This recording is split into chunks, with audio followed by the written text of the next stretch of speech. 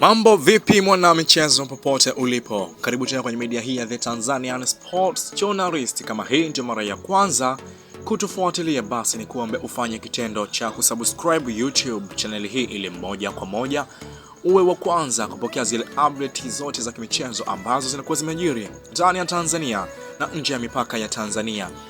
Na taarifa kubwa ya kimichezo kwa sasa ni kutokea kunako kikosi cha mabingwa wa kihistoria Young Africans, ambapo klabuni humo tayari panga limekwisha kuanza kupita kwa baadhi ya nyota wake mara baada ya kukamilisha msimu wa 2024-2025.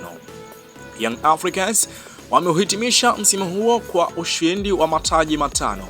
Taji la kwanza lilikuwa ni kule South Africa Toyota Cup, taji lingine likawa ni Muungano Cup, taji lingine ni la ligi na taji lingine ni la CRDB Bank Federation Cup na taji lingine ni ngao ya jamii.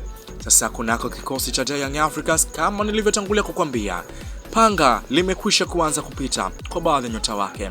Nyota wa kwanza ambaye anatajwa kupitiwa na panga ama fagio la Young Africans ni winga Mzambia, namzungumzia bwana Kennedy Musonda ambaye amejiunga na Young Africans takriban misimu minne nyuma. Na tukiwa amejiunga Young Africans, Yanga wamekuwa wakiinua tu mataji, lakini kwa upande wa Kennedy Musonda kupata namba ndani ya kikosi cha Young Africans kwake imekuwa changamoto sana.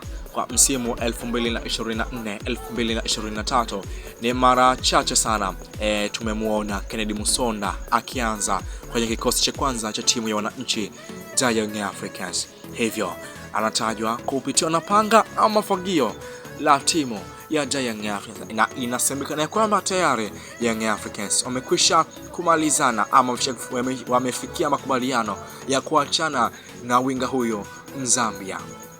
Nyota mwingine ambaye anatajwa kuachwa na kikosi cha Young Africans mara baada ya msimu huu kutamatika ni bwana Jonathan Ikangalombo, ambaye huyo amedumu kwa miezi 6 pekee ndani ya kikosi cha Young Africans. Haijawa bahati kwake Jonathan Ikangalombo kutokana na kiwango cha chini ambacho amekionyesha tokea amejiunga na kikosi cha Young Africans. Ndio chanzo na sababu cha kufanya Young Africans waamue kuachana na wenga huyo ambaye alitokea huko nchini Kongo katika klabu ya AC Vita Club.